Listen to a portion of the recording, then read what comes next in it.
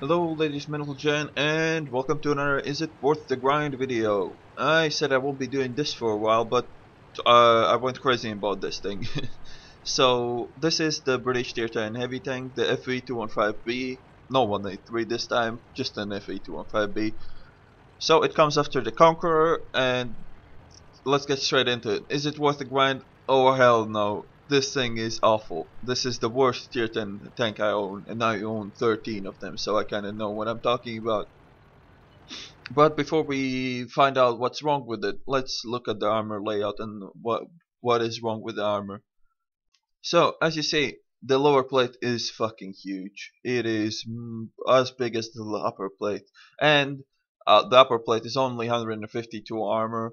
The side armor is only 100, so side scraping is not that easy to pull off. And if you see those below the turret on both sides of the hull, you have the little flat surfaces. When you side scrape, that is extreme weak spot. It's completely flat, and if you're fighting against tankers that know what they're doing, they will shoot that, and they will penetrate you. And of course, the weak spot on the top. That weak spot is not that easy to hit, especially at ranges. And besides, if you don't hit it flat, it usually bounces off anyway. So that is not that big of a weak spot. But as long as you don't show your hull, this armor is alright. The turret is pretty good, 257 millimeters of armor. The weak spot on the top is not that easy to penetrate. So as long as you can get this thing held down, it's pretty good. But why is this thing not worth the grind? So should I start with the positive sides to this or negative sides? I'll start with the positive since there's way less of them. So the first thing was the turret armor. The turret armor is pretty good. 257 millimeters. Basically, only tier 10 TDs can pen you frontally with the well, not only tier 10, tier 9 TDs, but only TDs can pen you frontally, or people shooting gold rounds, of course. So that is one positive side to this tank. The other positive side is the gun. The gun is quite amazing.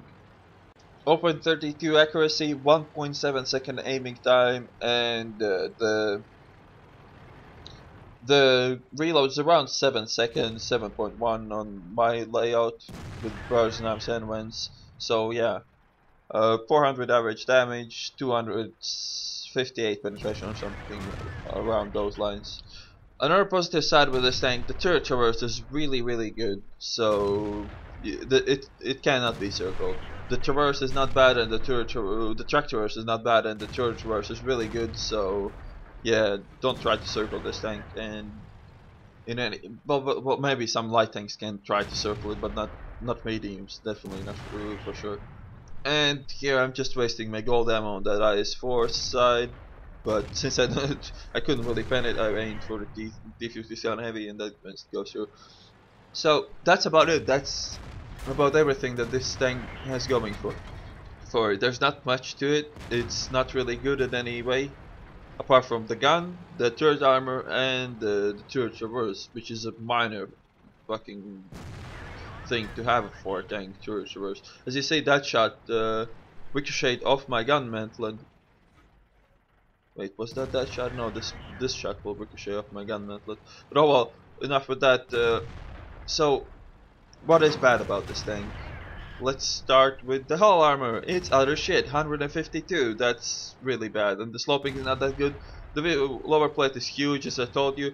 The side armor is only 100, which is really bad as well for a heavy tank.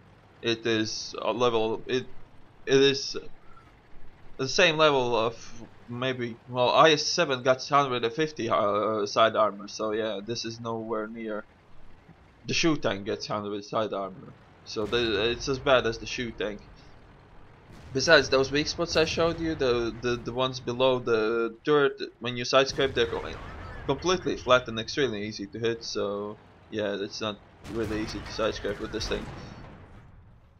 What else is bad? The engine is in the front, the ammo rack is in the front. Ammo rack is by the tracks, engine is in the middle, so this thing can get ammo racked and set on fire from the front. As you see, I just let my gas tanks hit already, so it's not really good, this tank, to be shot at. So it kind of influences how you have to play this thing, because you cannot get the Ford. You can get, if you get shot, you usually die really easily.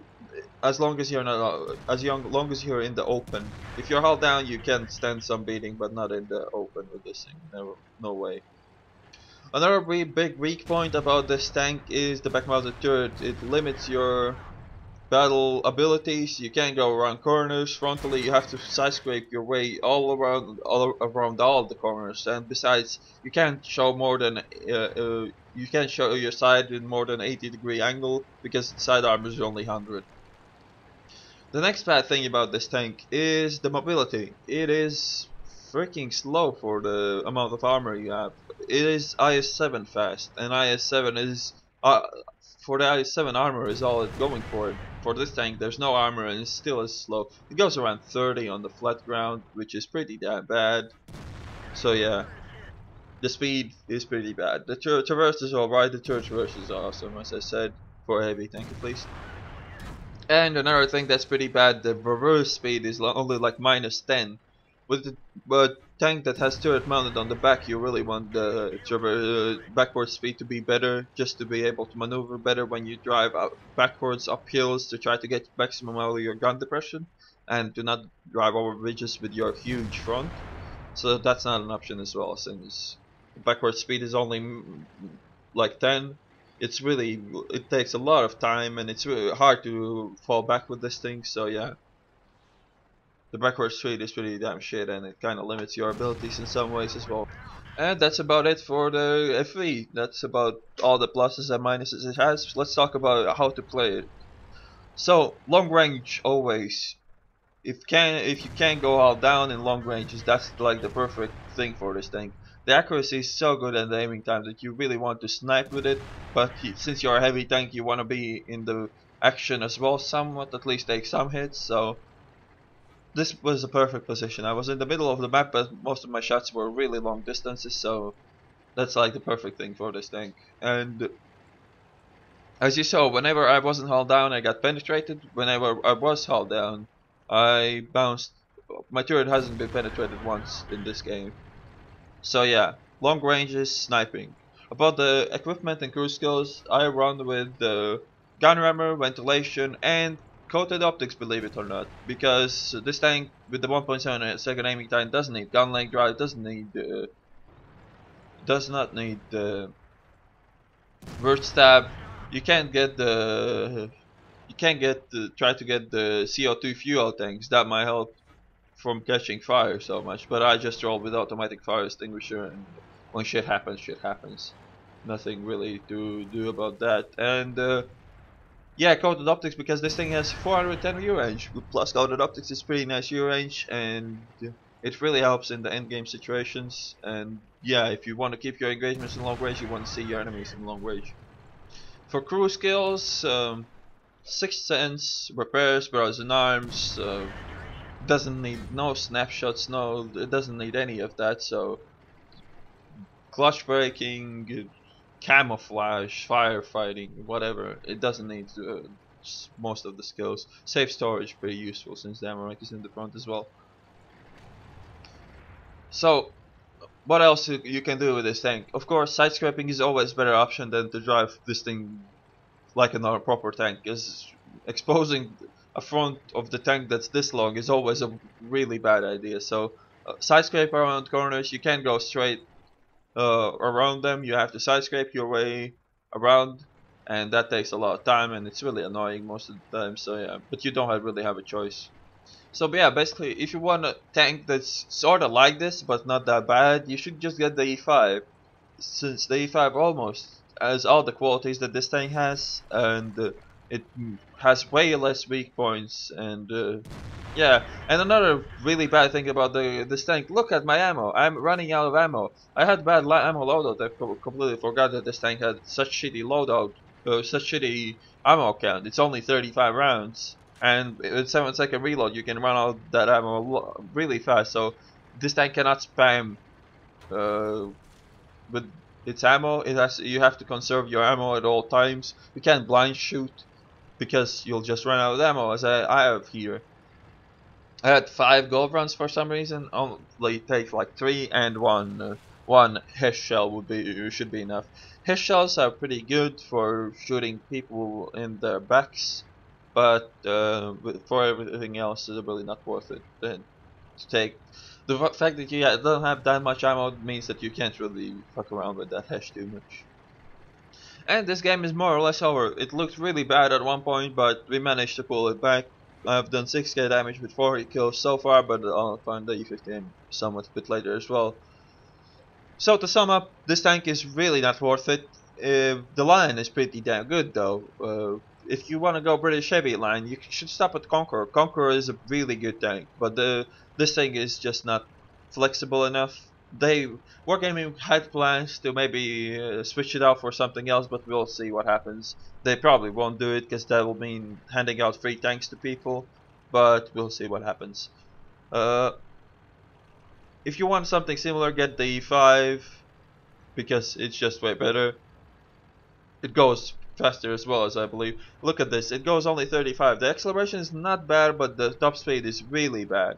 If it would be faster, I might forgive its clunkiness with the back mounted turret, but at this point it's just not good enough for me. Besides, the patch was kicking the nuts for this tank as well, because it was so accurate. It was really accurate even before the patch. Now it's even more accurate, but you don't need that accuracy. You really don't. So this tank suffered a lot from the patch changes. The maps are really the same size. They haven't got bigger yet, and the accuracy of this tank is useless. It is the strongest point of this tank, but it's useless since even an ISU can hit all over the map and it won't miss and always pen. So there's no point of having this much accuracy. But yeah, this tank is shit. The line is good. The Churchills they're slow as all hell, but they are usually pretty good. Churchill 7 was the worst one of them. The Black Prince is really strong as a tank with that third armor. The guns are not that great, but then again, load a couple of gold rounds and you'll be fine. The caravan or Carnarvon or whatever you call that shit. That thing is pretty good as well. It gets pretty nice turret armor as well. You can't rely on it, and you shouldn't really sit exposed with your turret, but you can peek, shoot, and peek back. It's pretty good in that case. The Conqueror is a beast. The problem with the Conqueror is that the turret is made out of paper, and people start to realize that. So that is kind of a issue. But then again, it's a really strong tank. It gets a bit less DPM, but about the same gun with a bit less accuracy and bit longer aiming time. But it's about the same thing. And here we go. Here's the last guy, and he was trying to hide in the bush to get a reset on the cap, but I kind of figured out where he was from the way I got spotted, and just now finish him off. But of course, since I'm running out of ammo, I have to miss even with this gun. So let's see if Hesh can kill him in one shot. I'm aiming at the flat side, and there he goes. This game is over. 7k damage for 5 kills now. Yeah. And again, if you were like the British heavies, don't get this thing. Stop at the Conqueror. Keep the Conqueror. Let's see, maybe they replace this tank with something that's not that awful. So yeah, I saying tank is awful and have a game like this, but as I usually say, a good player can play a bad tank good. So I hope you enjoyed, and I'll see you on the next one.